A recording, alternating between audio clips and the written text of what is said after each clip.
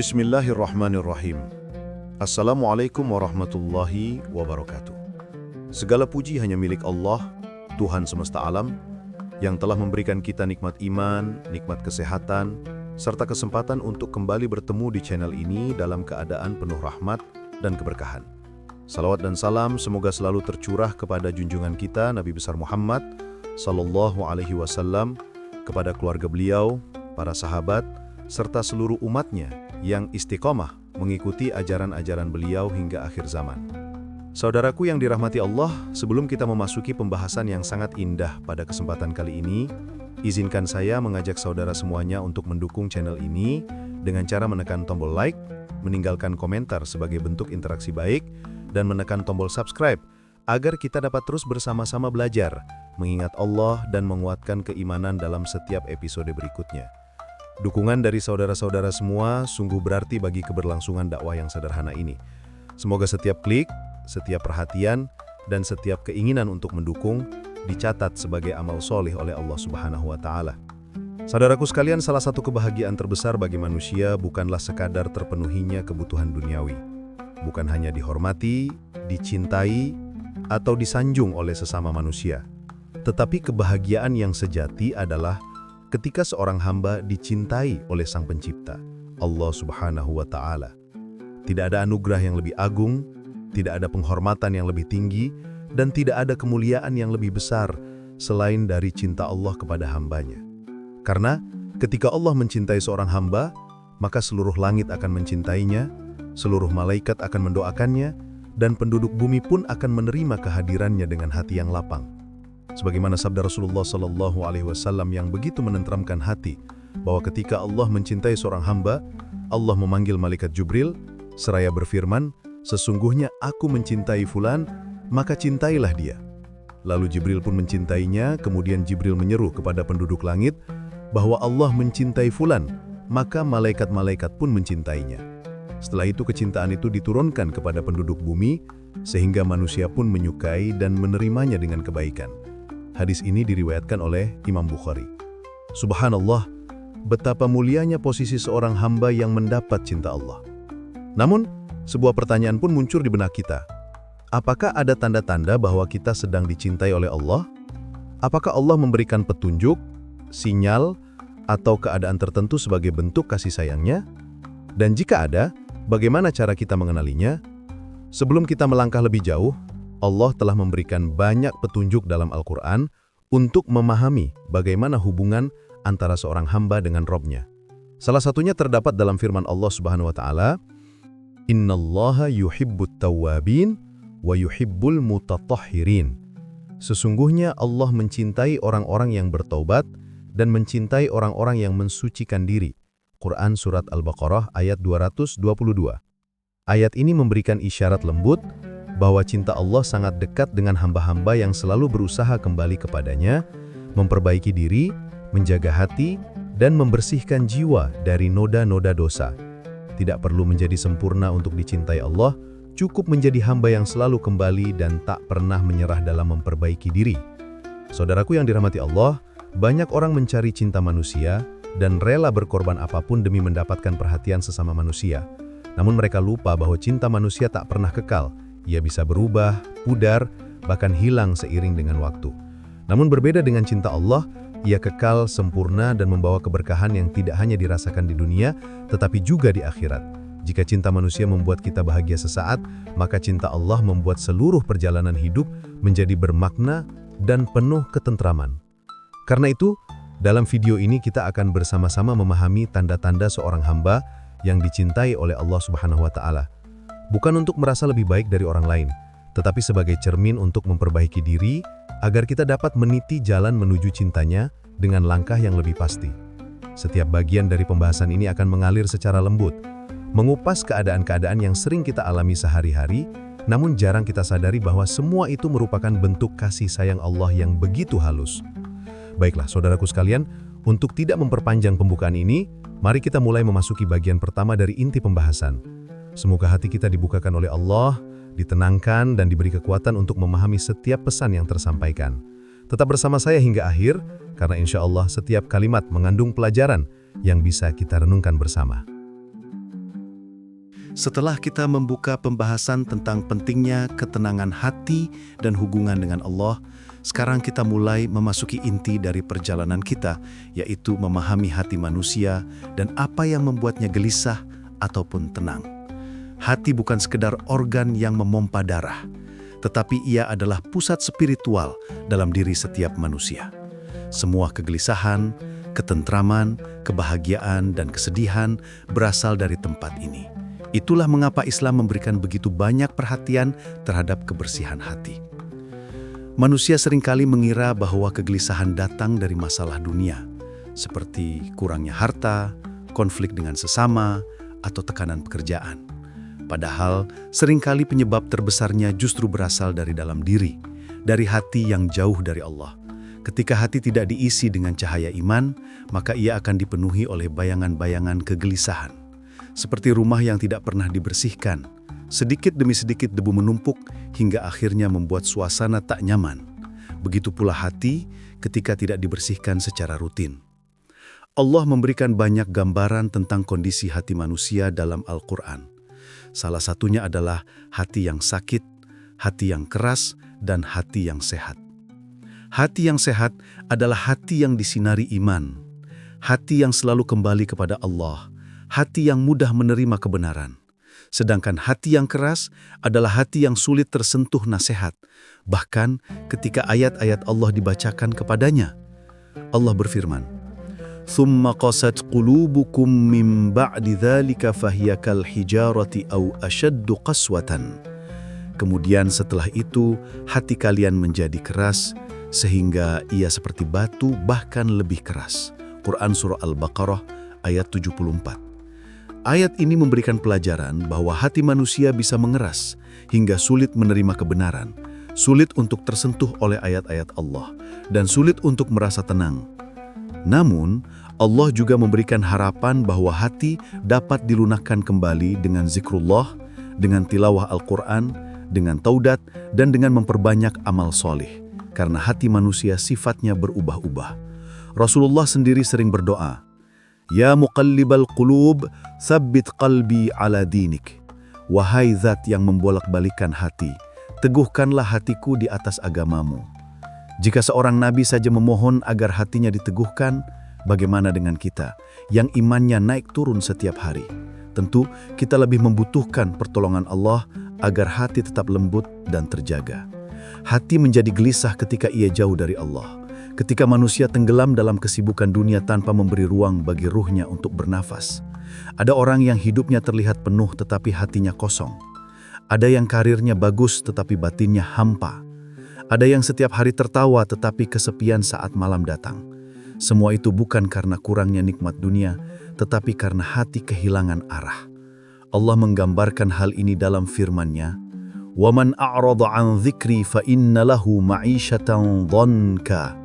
Barang siapa berpaling dari peringatanku, maka sesungguhnya baginya kehidupan yang sempit. Quran Surah Thaha ayat 124. Ayat ini menjelaskan bahwa sempitnya hidup seseorang tidak selalu berarti kekurangan harta. Bisa jadi hatinya sempit meskipun ia kaya. Bisa jadi pikirannya sempit meskipun ia berpendidikan tinggi. Karena hati yang sempit adalah tanda bahwa ia kurang diisi oleh zikrullah. Ketika seseorang menjauhi Allah, Allah akan membiarkannya mencari ketenangan dari hal-hal duniawi yang justru tidak pernah memberi ketenangan hakiki. Namun, sebaliknya, ketika hati dekat dengan Allah, hidup yang tampaknya sulit pun terasa ringan. Orang yang hatinya dekat dengan Allah akan lebih mudah menerima takdir, lebih mudah bersabar, lebih mudah bersyukur, dan lebih mudah memaafkan. Itulah kekuatan hati yang bersih. Bahkan dalam kondisi tersulit sekalipun, Allah memberi cahaya untuk menuntunnya. Hati yang dekat dengan Allah tidak mudah hancur hanya karena ucapan manusia, tidak mudah goyah hanya karena kesulitan hidup, dan tidak mudah putus asa hanya karena kehilangan sesuatu. Untuk mencapai kondisi hati seperti ini, diperlukan proses yang terus-menerus. Hati ibarat tanaman yang harus disirami setiap hari. Tanpa perawatan, ia akan layu. Tanpa zikrullah, ia akan kering. Tanpa renungan, ia akan keras. Maka pembahasan kita nanti akan masuk kepada bagaimana merawat hati agar tetap hidup. kita akan membahas bagaimana zikrullah dapat menghidupkan jiwa, bagaimana ibadah dapat menenangkan hati, dan bagaimana taubat dapat menyembuhkan luka batin yang selama ini tidak terlihat oleh manusia, tetapi diketahui oleh Allah. Dan perjalanan ini tidak berhenti pada satu kali kajian saja. Ini adalah perjalanan seumur hidup. Selama kita masih hidup, selama itu pula kita harus membersihkan hati, karena dunia selalu membawa debu dan hati selalu membutuhkan cahaya untuk tetap bersinar. Bagian ini menjadi dasar sebelum kita masuk lebih dalam pada bagian ketiga nanti, di mana kita akan membahas langkah-langkah praktis untuk menenangkan hati dan mendekat kepada Allah secara lebih mendalam lagi. Insya Allah, pembahasan itu akan membuat kita semakin memahami bagaimana Islam memberikan solusi yang lengkap untuk masalah batin manusia.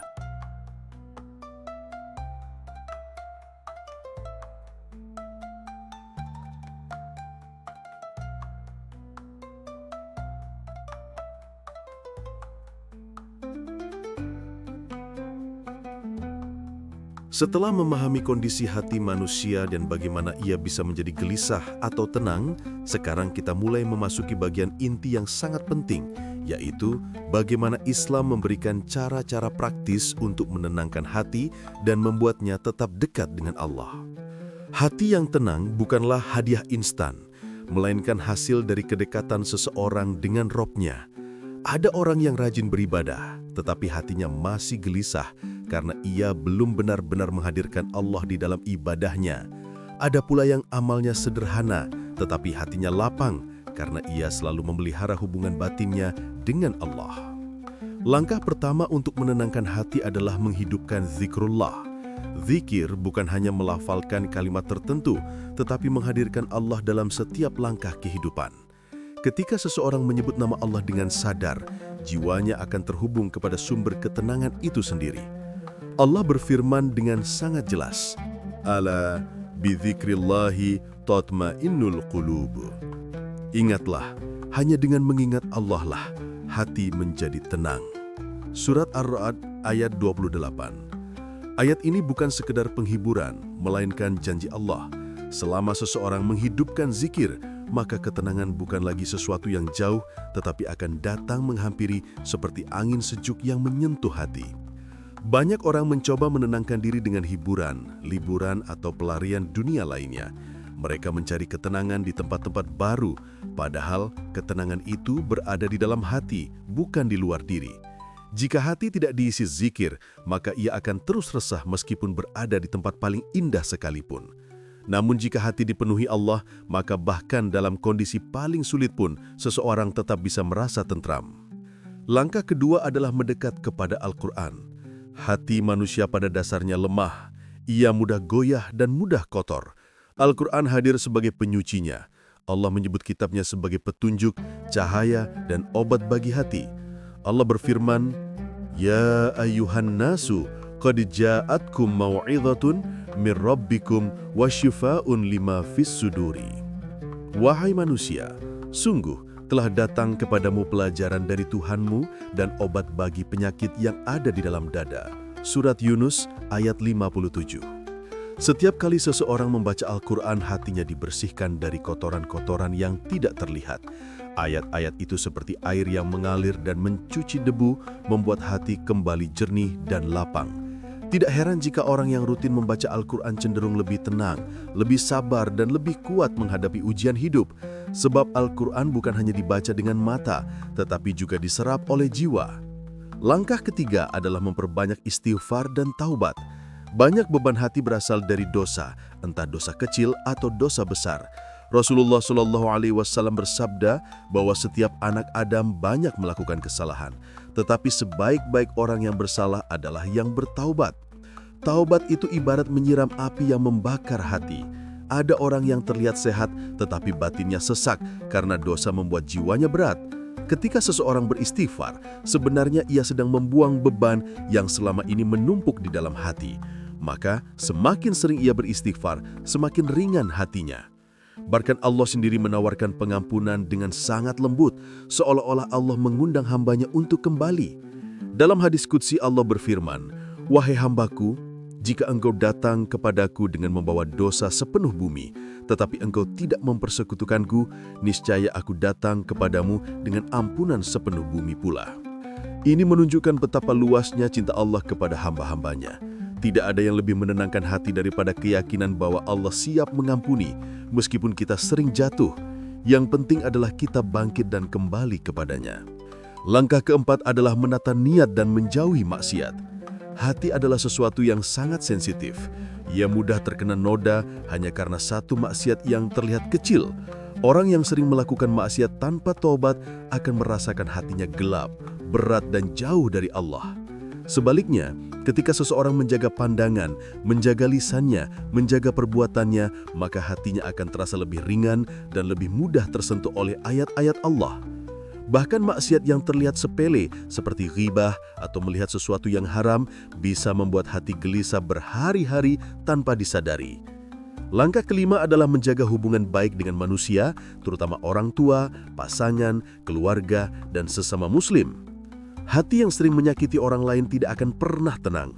Dendam, iri, amarah, dan kebencian adalah racun bagi jiwa. Rasulullah SAW mengajarkan bahwa orang kuat bukanlah yang menang ketika bergulat, tetapi yang mampu menahan amarah. Semakin seseorang memaafkan, semakin lapang hatinya. Sebaliknya, semakin ia mendendam, semakin sempit dadanya. Maka ketenangan hati akan... Alhamdulillah sahabat-sahabat sekalian, kita telah sampai di penghujung pembahasan kita dalam rangkaian kajian tentang bagaimana menjaga hati, menemukan ketenangan, dan meraih kedekatan dengan Allah Subhanahu wa Ta'ala. Semoga apa yang telah kita bahas mulai dari bagian pertama hingga bagian ketiga dapat tersimpan dalam hati kita, menjadi bagian dari perjalanan hidup kita, dan pada akhirnya mempengaruhi cara kita menjalani hari-hari di dunia yang penuh ujian ini. Sebab, tidak ada yang lebih penting dalam hidup selain memiliki hubungan yang baik dengan Allah, memiliki hati yang bersih, dan jiwa yang tenang. Dalam perjalanan hidup ini, kita mungkin sering terjatuh, tersesat, atau merasa jauh dari Allah. Tetapi Allah tidak pernah menjauh dari kita. Justru kita yang sering melupakannya. Ketika hati mulai terasa kosong, gelisah, sulit tidur, kehilangan arah, atau tidak tahu harus berbuat apa, itu adalah tanda bahwa hati memanggil kita untuk kembali kepada Allah. Allah memberikan banyak cara untuk kembali. Kita sudah membahas tentang zikir, membaca Al-Quran, memperbanyak istighfar, menjaga niat, menghindari maksiat, dan memperbaiki hubungan dengan sesama. Semua itu bukan hanya amal ritual, tetapi terapi ruhani yang membersihkan hati dari segala karat. Betapa indahnya jika kita bisa menjadikan amalan-amalan tersebut sebagai bagian dari keseharian kita. Tidak perlu sesuatu yang besar. Mulailah dari hal kecil, tetapi dilakukan dengan istiqomah. Ketika bangun tidur, lafalkan hamdalah. Saat hendak tidur, bacalah ayat terakhir Al-Baqarah. Ketika merasa gelisah, sebutlah nama Allah.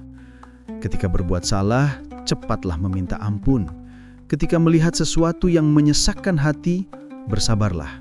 Dan ingat bahwa Allah sedang mendidik kita. Dengan cara itu, hati akan menjadi lebih kuat, lebih lembut, dan lebih tenang. Banyak orang yang mencari ketenangan di luar, padahal ia berada di dalam diri. Banyak yang mencari kebahagiaan dari manusia, padahal sumber kebahagiaan itu adalah Allah. Dunia ini tidak pernah bisa memberikan ketenangan yang hakiki, karena dunia bukan tempatnya ketenangan. Dunia adalah tempat ujian. Tetapi jika hati bersandar pada Allah, maka dunia akan terasa ringan. Kita bisa menjalani semua yang terjadi dengan lapang dada, sebagaimana Allah berfirman tentang hamba yang beriman. فَمَنْ يُرِدِ اللَّهُ أَنْ يَهْدِيَهُ يَشْرَحْ صَدْرَهُ لِلْإِسْلَامِ. Maka siapa yang Allah kehendaki untuk diberi hidayah, Allah akan lapangkan dadanya untuk menerima Islam. Quran Surat Al-An'am ayat 125. Ayat ini mengajarkan bahwa kelapangan dada adalah bagian dari hidayah, dan hidayah datang ketika kita mendekati Allah. Hati yang lapang adalah hati yang bahagia. Hati yang bahagia adalah hati yang dekat dengannya. Sahabat-sahabat sekalian, kadang kita merasa sulit untuk istiqomah. Namun jangan putus asa.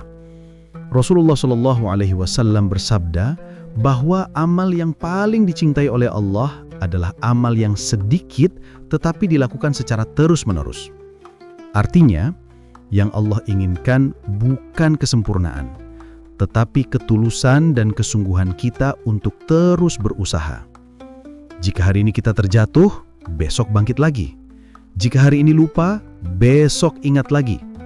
Selama kita mau kembali kepada Allah, pintunya tidak akan pernah tertutup. Kita juga harus memahami bahwa ketenangan hati bukan berarti hidup tanpa masalah. Terkadang Allah memberikan ujian bukan untuk menghukum, tetapi untuk menguatkan. Seperti seorang murid yang harus menjalani ujian agar naik kelas, begitu pula seorang mukmin harus menjalani ujian agar derajatnya terangkat. Allah berfirman, "Inna ma'al usri yusra." Sesungguhnya bersama kesulitan itu ada kemudahan. Quran Surat Asy-Syarah ayat 6. Ayat ini bukan mengatakan bahwa kemudahan datang setelah kesulitan, tetapi bersama kesulitan itu ada kemudahan. Artinya, di balik